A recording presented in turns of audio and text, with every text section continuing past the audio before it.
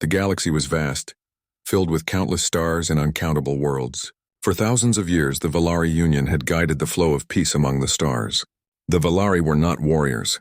They were philosophers, engineers, and builders of wonders. Under their leadership, more than 20 different species lived in harmony. Trade routes flourished and knowledge flowed like rivers between worlds. It was a golden age, and many believed it would last forever. But forever is a fragile dream. The first signs of disaster came quietly. A listening outpost on the edge of known space went silent. At first, the Union thought it was a technical failure. Then another colony disappeared, leaving only ruins where a thriving city had once been. Ships sent to investigate never returned. Slowly, whispers spread of an enemy that consumed entire systems. The whispers proved true. The threat revealed itself as the Eris Dominion, a force unlike any seen before. They were not like the Valari or the other species of the Union. The Dominion was a storm of metal and fire, a war machine that swept across the stars. Their fleets were endless, their soldiers merciless, and their hunger unstoppable. Wherever they passed, nothing living remained. Cities were stripped down to rubble, forests and oceans were burned away, entire planets were left hollow, silent graves drifting in space. The Valari Union, with all its wisdom and technology, stood helpless. They tried to fight. Great fleets were built, their shining hulls carrying the finest weapons of the Union. The fleets met the Dominion in battle, and were torn apart. The Eris did not fight like any known enemy. They adapted too quickly, changing their tactics and their weapons after every defeat. A weapon that worked once became useless the next time. A shield that saved one ship would fail against the next attack. The Union had always relied on logic, on reason, and on patterns. But against the Eris Dominion, logic was useless. The Dominion was chaos given shape, and it devoured everything in its path. Soon the Valari homeworld itself trembled. Refugees poured in from the edges of the Union. Families crowded into transport ships fleeing burning worlds, their eyes filled with fear and hopelessness. The Valari High Council met in endless sessions, searching for answers, but their debates produced nothing. Every plan fell apart before the might of the Dominion. The galaxy was collapsing piece by piece, and no one could stop it. For the first time in centuries, silence fell over the halls of the High Council. The Valari were not used to fear. They were not used to desperation. But now they felt both and more. They felt the cold touch of extinction. The alien species of the Union looked to the Valari for hope, but the Valari had none left to give. Their leaders bowed their heads and admitted the unthinkable. They were losing. And so in their darkest hour, someone spoke words that had long been forbidden in those chambers. What about the humans? The words caused an uproar. Humans were a young species new to the stars, barely capable of interstellar travel. They were seen as reckless, unpredictable, and dangerous. To many in the Union, humans were considered a threat, not an ally. The Valari had deliberately kept Earth isolated, limiting their technology, keeping them under watch.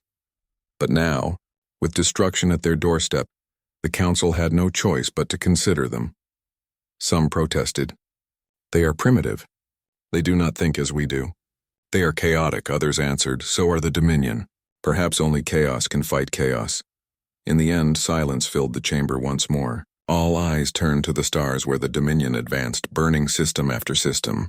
Pride no longer mattered. Tradition no longer mattered. Only survival mattered. And so the decision was made. A message was prepared and sent toward Earth across the void of space. It was not a request nor a command. It was a plea for help. Meanwhile, on Earth, life was continuing in its own usual way. Cities glowed with light, children played in parks, and leaders argued about politics and power. Humanity did not know that the galaxy was collapsing around them. They had always suspected that other life existed among the stars, but they did not expect that life to come begging at their door. When the Valari ships appeared in Earth's orbit, the world held its breath. Governments panicked, militaries prepared, and ordinary people looked to the skies in wonder and fear. Humanity had dreamed of first contact for centuries, but no one imagined it would begin like this, with aliens on the brink of extinction. The Valari envoys stood before human leaders. Their voices trembled, their faces showed a sorrow that could not be hidden. They spoke not as rulers, but as survivors. They told the truth of the Dominion, of the billions already lost and of the darkness spreading across the galaxy. And then, with heavy hearts, they asked for help. The room fell silent. The leaders of Earth looked at each other. Soldiers, scientists, and ordinary men and women listened to the plea. It was a strange moment. For centuries, humanity had feared invasion from the stars. They had imagined mighty aliens descending to conquer Earth. But now the roles were reversed. The mighty had fallen, and it was humanity, fragile and untested, who was asked to stand against the storm. The decision would not be easy. Earth had its own problems, its own divisions, and its own fears. But deep inside, a spark was lit. Humanity had always faced impossible odds. They had survived wars, disasters, and challenges that should have broken them. Perhaps, just perhaps, they could survive this too, and so the story began. The galaxy, on the brink of destruction, had turned to humans. The great meeting hall of Earth's United Assembly was filled with silence. The Valari envoys stood tall but weary, their long cloaks heavy with dust from travel, their faces carved with sorrow. Around them sat the leaders of Earth, presidents, prime ministers, generals, and scientists. The air was thick with tension. Everyone knew this moment was history, yet no one wanted to speak first. Finally, one of the Valari, a tall figure with silver eyes, raised his voice. "We did not come to rule," he said slowly. "We came to ask. The Eris Dominion has consumed everything in its path. Our fleets are broken. Our people are scattered. We cannot stop them. But you humans—" He paused, his voice shaking as though he could not believe the words himself. "You humans may hold the key." The word sent a stir through the assembly. Some leaned forward in shock, others frowned with suspicion. The idea seemed absurd. Humanity was still young in the stars. Their ships could barely travel beyond their solar system. Their weapons, though powerful on Earth, were nothing compared to the massive energy cannons and star shields of the Union. A general from one of Earth's nations spoke first. His voice was steady, but his eyes showed doubt. "Why us? You have ships larger than cities. You have knowledge that we cannot even imagine. What can humanity possibly do that your great union could not?" The Valari envoy bowed his head. "Because you think differently. You act when others hesitate. You fight when others surrender. We are bound by logic, by tradition, by rules. But you are unpredictable. You are reckless. And perhaps that is what the galaxy needs." A murmur spread through the hall. Some leaders whispered about opportunity, alliances, technology, a chance to step onto the galactic stage.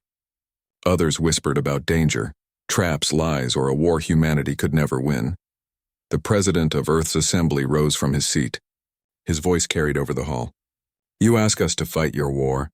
If we say yes, our people will bleed, our cities may burn, and our world may face dangers it has never known.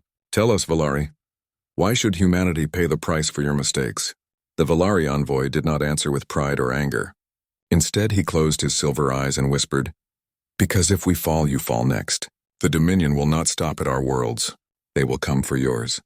This war is not only ours. It is the galaxy's. It is yours too." The words struck deep. The leaders of Earth fell silent. The weight of the choice pressed on them. Humanity had dreamed of first contact for centuries, but no one had imagined it would come with such a burden. That night, while the leaders debated, the people of Earth filled the streets, their screens glowing with images of the Valari ships hanging above the skies. News spread fast. Aliens were real, and they had come not as conquerors but as beggars. Reactions were mixed. Some were afraid, demanding that Earth shut its doors and stay out of alien wars. Others were excited, dreaming of new knowledge, new worlds, and the chance to prove humanity's worth among the stars. Soldiers spoke of honor. Scientists spoke of discovery. Families spoke of fear for their children. In the assembly, the debate stretched into dawn. A scientist argued with passion. "We have always survived by adapting. We have faced threats before and we overcame them. If the Valari say the Dominion adapts, then perhaps only our kind of thinking can challenge them." A general shook his head. "Our ships are small. Our weapons are crude compared to theirs. Sending humans to fight in this war is like sending children against a storm. We will be throwing lives into fire," a diplomat added softly. "But if we do nothing, the storm will reach us anyway. Better to fight it far away than to wait for it here." The argument circled again and again until the assembly's leader finally stood. His face was pale, but his voice was firm. Humanity has always been tested by challenges it was not ready for. We were not ready for fire, but we mastered it. We were not ready for the seas, but we crossed them. We were not ready for the sky, but we flew. And we were not ready for the stars, yet here we are. Perhaps we are not ready for this war. But perhaps no one ever truly is. I say we accept the decision was made. Humanity would fight. The Valari bowed deeply, relief softening their weary faces. Then hope still lives, they said. Soon after, the first steps began. Valari engineers opened their ships to human eyes, showing technology that had once been hidden. Human scientists studied every device, their hands trembling with excitement as they touched machines that bent light and folded space. Human pilots walked into alien hangars, their eyes wide as they saw ships that looked like silver wings and glowing crystals. At first, the humans were clumsy. They asked endless questions, pressed the wrong buttons, and even broke a few things. The Valari looked on with worry, but then something strange happened. Where Valari saw limits, humans saw possibilities. Where Valari saw danger, humans saw opportunities. A human engineer laughed as he connected wires in ways no Valari would dare. "Why not try it this way?" he said. The ship sputtered, then roared to life stronger than before. A Valari scientist blinked in surprise. "That should not work," he whispered. But it did. A human pilot flew a training craft recklessly, ignoring every rule in the manual. The Valari instructors shouted warnings, but the human dodged every obstacle with daring moves. "You will destroy yourself," the instructor cried. The pilot only grinned. Not today. The more time passed, the more the Valari realized the truth. Humanity was not careful, not precise, not logical. But humanity was bold. And boldness was something the galaxy had forgotten. News of Earth's decision spread across the Union. Some species were shocked, others doubtful. But among the broken colonies and scattered survivors, hope flickered. Perhaps the humans would bring something new. Perhaps they would bring the fire that had been lost. Still, not everyone trusted them. In the shadows of the council, some whispered that the humans would only bring more chaos. "They will save no one," an elder Valari warned. "They will burn everything in their path, just as the Dominion does." But the decision had been made, and the humans were already preparing. In the weeks that followed, Earth changed. Factories shifted from building cars and machines to building weapons and ships. Young men and women volunteered to serve not only as soldiers but as explorers, engineers, and healers. They trained alongside alien allies, their voices mixing with languages never heard before on Earth. For the first time, humanity looked beyond itself, not just with curiosity, but with purpose. And yet beneath the excitement and determination, a question lingered in every heart. Could humans truly stand against the Eris Dominion? The Valari had placed their hope in a species they once considered reckless. Now only time would tell if that hope was salvation or the galaxy's final mistake. The first weeks of training were filled with confusion and mistakes. Humans had entered a galaxy of wonders, but they were still newcomers to the stars. Valari instructors were patient but also doubtful. To them, human ways seemed strange, too quick, too reckless, too unplanned. Yet something was happening beneath the surface. Humans were not trying to become like the Valari. Instead, they were doing what humans always did. They were adapting in their own way. Inside a vast training station that orbited the Valari homeworld, groups of human soldiers, engineers, and pilots worked side by side with alien crews. The halls echoed with many voices. The calm tones of the Valari, the hissing language of the Zilari, the low rumbles of the Author, and now the fast, energetic words of humans. At first, every mission in the training simulations ended in failure. Human ships were destroyed, their strategies falling apart under the relentless power of the Dominion's simulated fleets. Valari trainers shook their heads. "Too chaotic," one of them said. "They act without order." "Too emotional," said another. "They cannot be trusted with command." But the humans did not stop. Every time they lost, they studied the battle again. Every time they failed, they tried something different. They laughed at their own mistakes, then argued late into the night about new ideas. One evening, in the mess hall, a group of human pilots gathered around a table, drawing plans on a glowing screen. "What if we don't fight them head-on?" one suggested.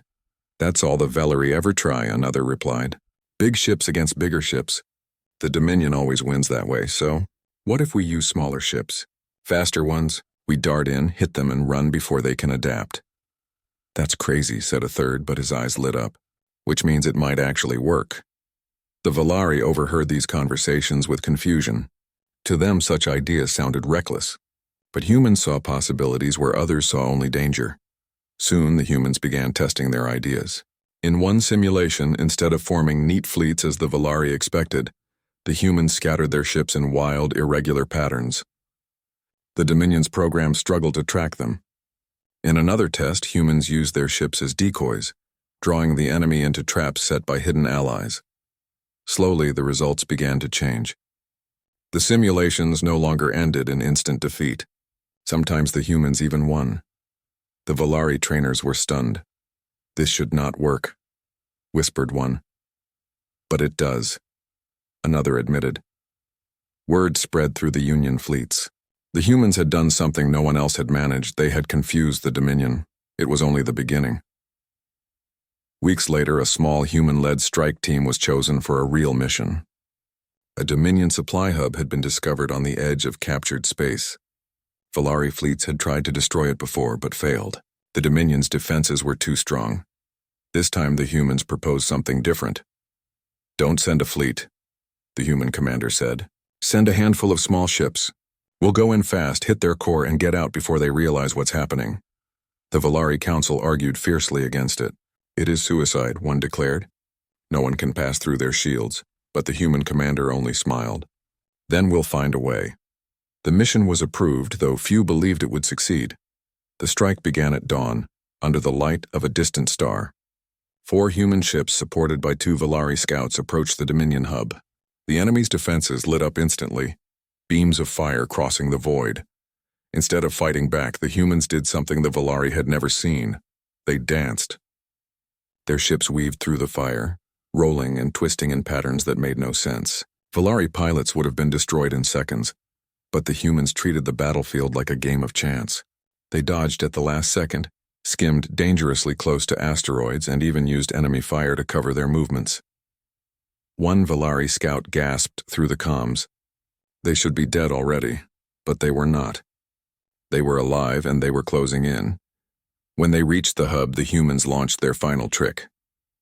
Instead of firing directly, they ejected decoy signals, dozens of fake energy signatures. The Dominion's defenses turned toward the illusions, leaving their core exposed. "Now," the human commander shouted. A single blast struck the core of the hub. The explosion shook the void, tearing through the Dominion systems. For the first time in the war, an enemy stronghold fell not to numbers but to cunning. The strike team returned to cheers. Even the Valari, who had doubted them, bowed their heads in respect. The impossible had been done. News spread across the Union. Stories of human victories grew. Small raids, ambushes, and daring escapes. Each success brought new hope. The Dominion had seemed unstoppable, but now they had been slowed, even tricked. Other species began to imitate human tactics. Fleets no longer fought in rigid patterns. Engineers began experimenting with weapons in ways they never dared before. The humans had shown them that the rules could be broken, and sometimes breaking the rules was the key to survival. Still, not all were convinced. In the Valari Council, voices of doubt remained strong. "They are reckless," one elder warned. "They gamble with lives." "Yes," another replied. But sometimes, gamble is the only choice left. Back on Earth, the people watched with pride and fear. News reports showed human pilots returning from victories, engineers standing beside alien allies, and soldiers training on distant worlds. Humanity was stepping onto the galactic stage, not as students but as leaders. Families worried, of course. Many young men and women had already given their lives in the war. But there was also pride, a deep pride that humanity had been chosen not because of their strength, but because of their spirit. In a quiet moment, one Valari scholar wrote these words in his records: "The humans are strange. They do not think as we do. They rush where others hesitate. They laugh where others weep. They fight when all reason says they should surrender. They are chaos, and yet, in their chaos, there is something stronger than reason. There is hope." The war was far from over. The Dominion still held countless worlds, and their fleets were endless. But for the first time in many years, the galaxy no longer felt doomed. The humans had changed the battle. They had shown the impossible could be done, and deep inside the Valari Council, a quiet truth began to grow. Humanity might not only fight this war, they might be the ones to lead it. The galaxy was changing. Where fear had once filled the hearts of every species, hope now flickered. Humanity had proven that the impossible could be achieved. And other species began to see humans not as reckless outsiders, but as allies, even leaders. On the Valari homeworld, massive halls that had once been silent now buzzed with activity. Humans moved confidently among the Valari and other alien species, discussing strategies, sharing ideas, and testing new technologies. The air was alive with energy. For the first time, the Valari began to notice that their own way of thinking had limits. Their fleets, once perfect in formation, were now being reshaped under human guidance. Engineers from Earth had begun experimenting with alien technology, combining systems in ways the original creators had never imagined. One human engineer, a young woman named Mara, worked tirelessly in a glowing hangar. She had studied Valari shields, Solari propulsion, and even Other energy weapons. Her goal was simple: make the ship stronger, faster, and smarter, but in a human way. "Try this," she told an Other engineer, holding a small device connected to a ship's core. "It might seem odd, but trust me." The Other, who towered over her, frowned. "That should not work." "It works," Mara said with a grin. She activated the device. The ship's engines pulsed with a new energy, faster and smoother than ever before. The Other blinked in disbelief. "It actually works." Humans were doing more than improving ships. They were changing how the Union fought. In planning rooms, human commanders suggested unpredictable maneuvers, clever traps, and decoys. Where the Valari relied on strict formations, humans mixed small ships with massive ones, creating patterns that no enemy could anticipate. It was working. Dominion fleets, once unstoppable, were confused. Their weapons misfired. Their ships collided. Human-led teams struck supply depots, communication hubs, and energy plants, crippling the Dominion's efficiency. For the first time, the war was not only about survival, it was about taking back what was lost. The Union formed hybrid fleets, combining human daring with alien precision. Humans led small teams on high-risk missions, while larger fleets supported them with firepower. Humans used speed and creativity. Alien allies used experience and raw strength. Together, they became a force unlike anything the Dominion had faced. In one notable mission, a human strike team targeted a Dominion shipyard on a planet covered with storms. The shipyard was protected by massive energy shields and guarded by hundreds of Dominion vessels. Most of the Union thought the mission was impossible. But humans had a plan. Instead of attacking directly, they launched dozens of small drones, creating false energy signatures across the planet. The Dominion sent fleets to intercept the decoys, leaving the shipyard lightly defended. Then the human pilots swooped in, weaving through the storms, dodging energy beams, and striking at the weak points of the shields. Within hours, the massive shipyard was destroyed, leaving hundreds of Dominion vessels stranded on the planet. When the Union fleet returned, cheers echoed across the stars. The impossible had been done again. It wasn't only the humans' courage that inspired others. Their creativity sparked innovation across the Union. Scientists from all species began to experiment with new ideas, even combining technology in ways once considered too dangerous. Ships could now teleport short distances to avoid attacks. Energy shields could reflect enemy fire. Weapons that once took years to build could now be produced in days. The humans' influence also affected morale. Alien soldiers who had once felt hopeless now fought with renewed determination. They saw that if humans could survive impossible missions, they could survive too. Entire colonies that had begun to surrender were inspired to resist, organizing local militias and crafting clever traps. A Valari historian later wrote, "In the humans, we saw not only courage, but imagination. They reminded us that survival is not only about strength, but about thinking beyond the rules. They taught the galaxy to hope again." Yet the Dominion was not idle. They adapted quickly, sending new fleets, building stronger defenses, and analyzing human tactics. Each victory brought new challenges, forcing humans and their allies to innovate even more. One battle near a cluster of destroyed moons tested the Union like never before. The Dominion had created a fleet that could predict movements with frightening accuracy. Every human strike team sent in was intercepted. Ships were lost, and for the first time, some humans began to doubt themselves. Commander Jalen, a veteran pilot, gathered his team. His face was stern but calm. "We've faced worse before," he said. "They think they understand us, but they don't. They cannot predict what we will try next. We survive because we think differently. We survive because we never give up." The team nodded. The next mission would require absolute trust and creativity. Each member had to take risks others would never attempt. When the battle began, humans led again. This time, instead of attacking directly, they used every piece of alien technology in unexpected ways. Energy beams were redirected. Ships moved in patterns that mimicked storms, and decoys overwhelmed Dominion sensors. The fleet fought not with raw power but with ingenuity. By the end of the battle, the Dominion had lost half its fleet. Humans and their allies stood victorious, though battered. The galaxy began to realize that no enemy was truly invincible, as long as humans were in the fight. Human influence spread beyond the battlefield. Diplomats and negotiators from Earth worked with alien species to rebuild damaged colonies, improve communication, and share knowledge. They encouraged unity, teaching other species that cooperation, not fear, could win wars. At the same time, humans learned from their allies. They studied alien weapons, tactics, and history, blending their own creativity with centuries of alien knowledge. By combining human intuition with alien expertise, the Union began to develop strategies that were stronger than anything before. In the council halls, once filled with despair, the leaders spoke differently now. "Humans lead with courage," one Valari said.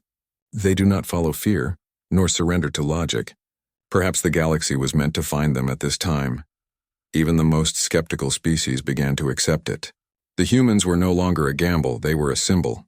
They had become the spark that ignited the galaxy's resistance, the force that reminded all species what it meant to survive against impossible odds.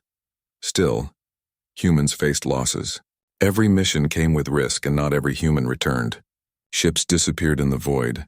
Brave pilots were lost, and engineers sacrificed themselves to save fleets. The sorrow was heavy, but so was determination. The surviving humans continued their work, honoring those who fell by fighting harder. In one quiet moment, Mara, the engineer, stood before a massive ship she had modified. She touched its hull gently and whispered, "We'll make it through. We have to." Her words echoed the feeling of the entire Union. The war was not over, but now the galaxy knew it had a chance. With humans leading, with their allies standing together, the impossible was slowly becoming possible. And in that unity, forged in fire and courage, the galaxy found hope once more. The galaxy trembled under the shadow of the Dominion. Despite the victories humans and their allies had achieved, the enemy still controlled countless systems. Their fleets were massive, their factories endless, and their resolve unyielding. Every victory had come at a cost, and now the final battle loomed. The last target was the Drelthus War Factory, a massive mobile fortress that moved through the void like a planet. It could produce Dominion ships faster than any fleet could destroy them. If it survived, all hope would be lost. If it fell, the Dominion could be broken. The Valari Council, alien leaders from across the galaxy, and human commanders gathered on a massive command station orbiting a nearby star. Every eye was on the Drelthus, shimmering like a dark jewel in the distance. "Even with our combined fleets," one Valari general said, his voice heavy, "the factory cannot be destroyed. Its shields are nearly indestructible, and its defenses adapt faster than any attack we can make." Commander Jalen, the human pilot who had led so many impossible missions, leaned forward. "Then we won't destroy it the way they expect. We'll do it our way. Your way is dangerous," a Valari leader said quietly. "We cannot risk your lives." Jalen's eyes were steady. "The galaxy is already at risk. This is our only choice. If we do not act, billions will die.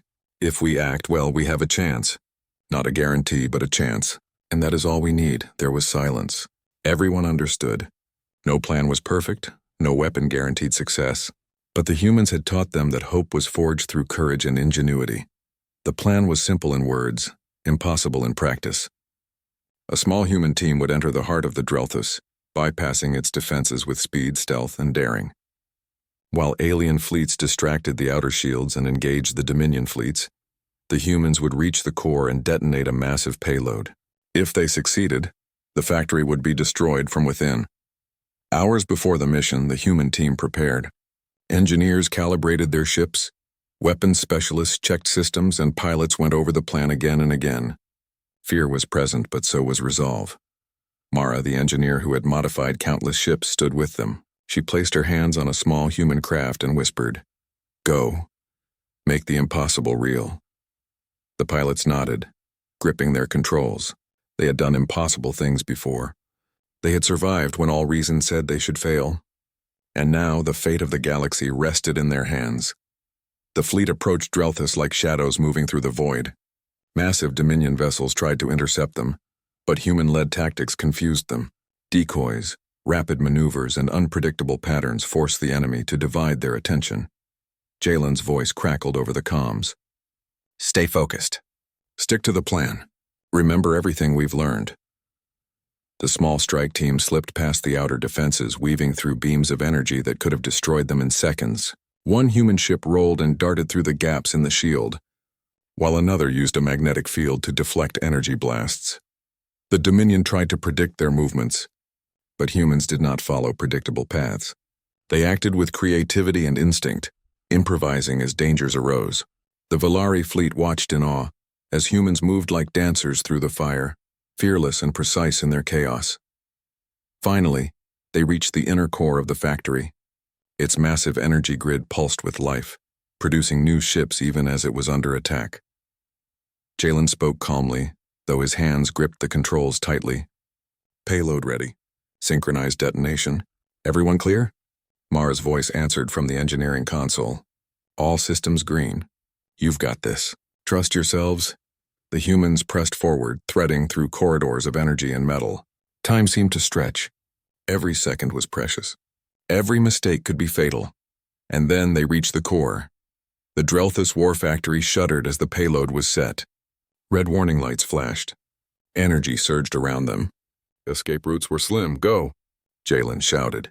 The team pulled back at top speed, weaving past collapsing corridors and dodging laser fire. Behind them, the core erupted in a colossal explosion. The shockwave tore through the factory, destroying the energy grids, dismantling the assembly lines, and shattering the walls of the massive fortress. The outer Dominion fleets were thrown into chaos. Ships collided, shields failed, and the war creation machinery ground to a halt. The human team emerged battered but alive. They had done the impossible. Across the galaxy, the effect was immediate. Dominion fleets that had seemed unstoppable began to retreat. Systems that had been lost were slowly reclaimed. For the first time in decades, the Union and its allies dared to hope for victory. The Valari, the Othar, the Zilari, and other species gathered to honor the humans. There were ceremonies on distant worlds, songs and stories celebrating the courage and creativity of a species once underestimated. A Valari historian wrote, "It was not our wisdom alone that saved the galaxy. It was not our fleets or our weapons. It was humanity with their courage, imagination, and refusal to surrender. When all hope seemed lost, humans reminded the stars of what it means to fight." Humanity's victory was not without cost. Ships were lost, lives were given, and families mourned. But the survivors returned to Earth and to the stars, proud of their role. They had faced extinction. They had defied impossible odds. And they had succeeded. Children across the galaxy would hear the story for generations. The tale of humans who did what no one else could, who ran toward danger while others fled, and who reminded every species that survival required more than strength. It required imagination, courage, and heart. Mara stood on the bridge of a repaired ship, looking out at the stars. She thought of the worlds destroyed, of the lives lost, but also of the hope restored. Humans had changed the galaxy, not because they were the strongest or the fastest, but because they refused to surrender when all seemed lost. Jalen joined her, a quiet smile on his face. "We did it," he said simply. "Yes," Mara replied. "We did, and maybe we've just begun." The galaxy, once on the brink of destruction, had found salvation in the species it had overlooked. Humans were no longer just survivors. They were legends, a symbol of what could be achieved when courage and imagination met adversity. And the stars, once filled with fear, now shone with hope.